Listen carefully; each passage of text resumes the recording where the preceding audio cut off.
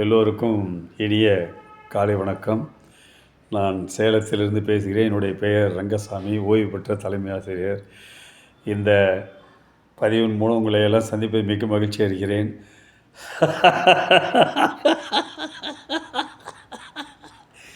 சிரிங்க சிரிங்க, சிரிச்சுக்கிட்டே இருங்க. சிரிப்பு தாங்க சிறந்த மருந்து.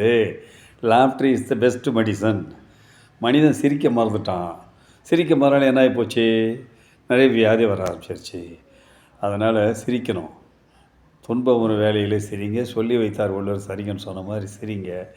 இந்த சிரிப்பு பல வகையிலையும் நமக்கு பயனுடையதாக இருக்கிறது. இரத்த நாளங்களை எல்லாம் இதாகுது. இதயத்துக்கு ரத்தம் நல்லபடியாக போகுது. இதயத்துக்கு போகக்கூடிய ரத்தம் பிரெயினுக்கு போகுது. பிரெயினுக்கு போனோன்னா எல்லா ஆர்கன்ஸும் நமக்கு சுறுசுறுப்பாக செய்கிறதுக்கு இதாகுது. அதாவது நிறைய இடத்துல சொல்லுவாங்க, எனக்கு சிரிச்சிரிச்சு வயிறே வலி எடுத்துக்கிச்செல்லாம் சொல்லுவாங்க. உண்மைதான். அதனால் சிரிக்கணும். இந்த சிரிப்பு பல வகையான சிரிப்புகள் இருக்குதுல. அசடு சிரிப்புன்னு சொல்லுவாங்க. அது என்ன தெரியுங்களா? இப்படி இது அசடு சிரிப்பு. கொஞ்சம் இதானாக்கா ரொம்ப சந்தோஷமாகனா இப்படி சிரிப்பாங்க. ரொம்ப ஆணவமானா இது ஆணவ சிரிப்பு. இப்படி சிரிப்புகள் பல வகையாக இருக்குது. கொஞ்சம் அப்படியே நக்கலாக சிரிப்பாங்க.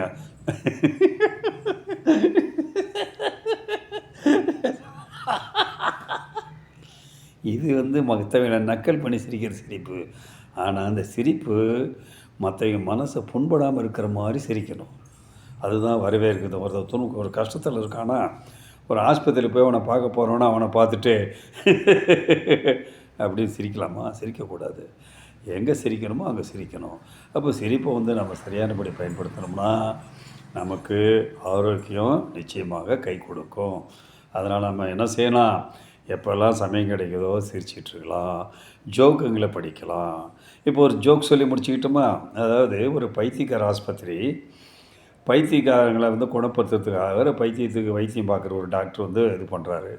கொஞ்ச நாளாக ட்ரீட்மெண்ட் கொடுத்துட்ருக்காரு. 4-5 பேர்த்த பைத்தியக்காரர்களுக்கு கொடுத்துட்ருக்காரு.